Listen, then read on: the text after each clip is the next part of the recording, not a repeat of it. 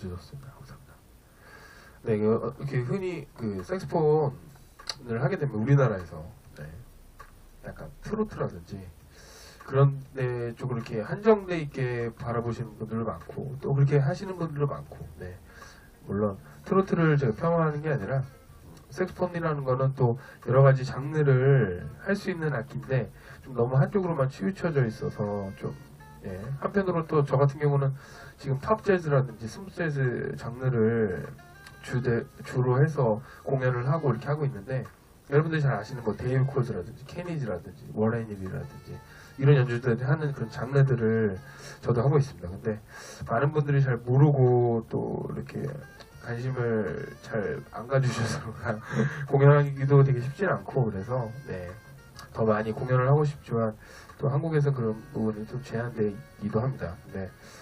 또 제가 이렇게 방송을 통해서 여러분들한테 또 이렇게 어렵지 않게 가볍게 여러분들한테 좀 보여줄 수 있고 그런 시간이 아마 될 것 같습니다. 그렇기 때문에 뭐 그냥 내 분야가 아니다, 내 스타일이 아니기 때문에 그냥 그런 거보다는 또 이것저것 쌓이다 보면 굉장히 많은 도움이 될 거예요. 또 네. 자기가 뭐 저 같은 경우도 완전 재즈 플레이어는 아니긴 하지만 뭐 그런 재즈 공연도 가끔씩 보고 그다음에 네. 또 뭐 트로트나 이런 쪽은 워낙 또 주변에 또 친한 연주자들 중에서 잘하는 분들 많으니까 또 그런 분들 같이 행사나 이런 데서 만나서 또 보기도 하고 아 저렇게 연주하는구나 또 이렇게 네. 각자의 색깔을 갖고서 연주를 하는 거기 때문에 그건 또 누가 뭘 잘하고 뭐 이런 거보다는 네. 색스폰 이외에 좀 갖춰야 할 것들이라든지 예, 이런 것들을 좀 얘기를 해보려고 합니다. 일단은 저는 그렇게 생각을 합니다. 색스폰을 할 때 일단 하기 이전에는 일단 물론 이제 돈이 필요하겠죠. 색스폰을 사야 되니까. 네.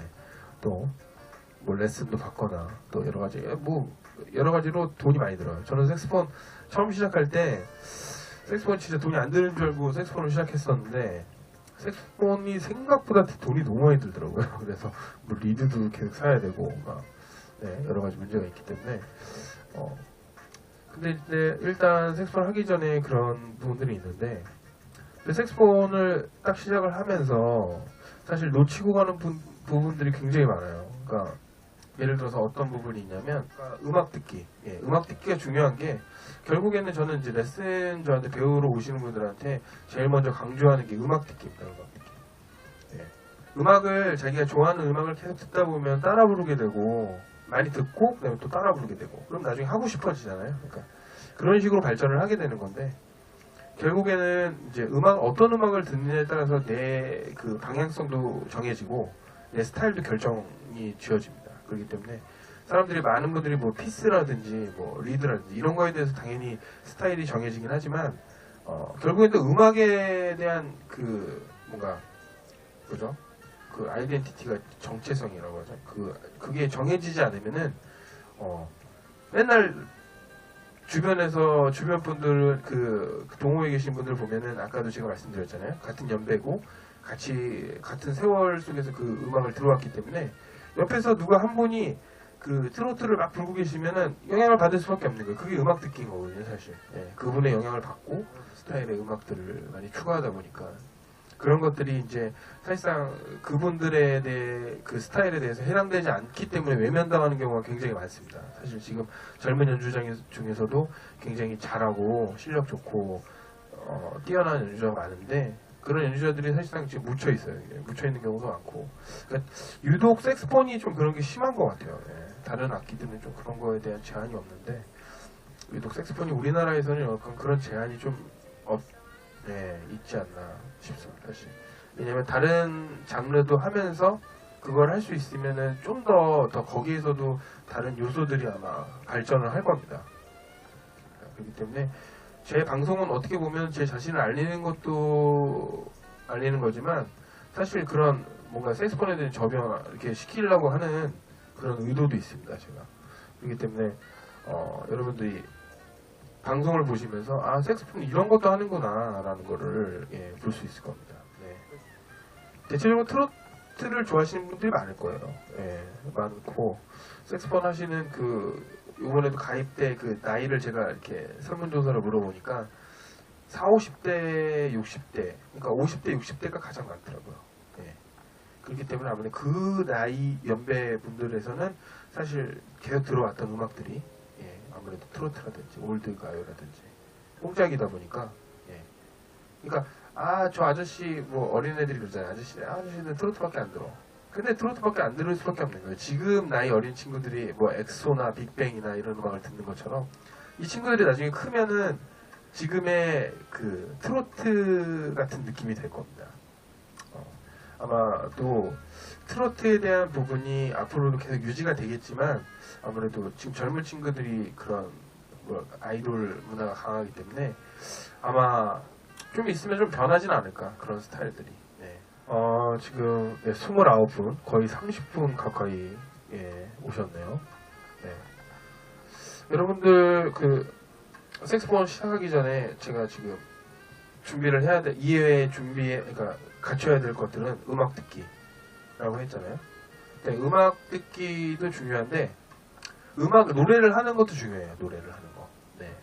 그러니까 뭐 대부분 노래방 가는 거 좋아하시는 분도 있을 거고요. 네, 평상시 그냥 이어폰 꽂고서 음악을 들으면서 흥얼거리시는 분도 있을 거고 예, 여러 가지 부분들이 있을 건데 노래를 부르는 건 굉장히 중요한 것 같아요. 노래를 보면은 다른 분들이 그 많은 칭찬을 해주실 때 한 부분 중에서 그 약간 뭔가 노래하듯이 연주하는 것 같다 이런 말씀 많이 해주시는데 실질적으로 저는 그렇게 연주를 합니다. 그러니까 예, 제가 그 노래를 한번 이미지 트레이닝도 해보고 어떻게 부를 건가 내 스스로 노래를 해보는 거에 대한 결과물이 나오는 거기 때문에 어떻게 보면은 내가 노래하는 스타일이 연주하는 스타일이라고 볼 수 있습니다.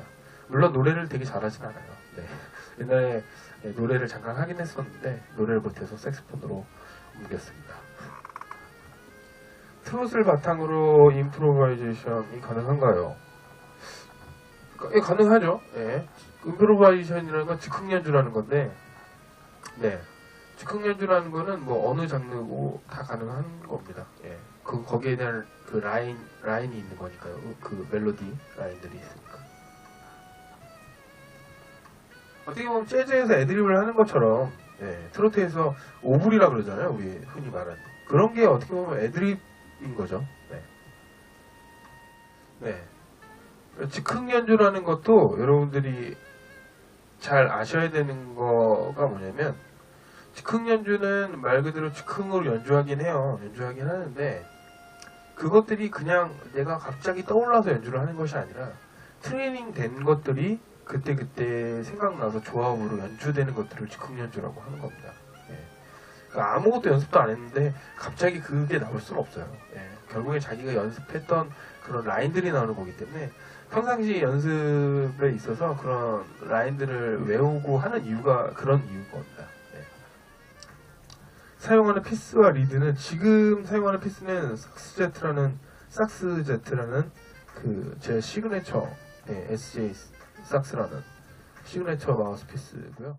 일본에서 지금 시그네처를 제작해 주었고요. 저 삭스라는 회사에서 리드는 피브라셀 2호 반이고요. 네, 리가처는 에코브라스입니다. 악기는 버드 색스폰 JA55라는 악기고요.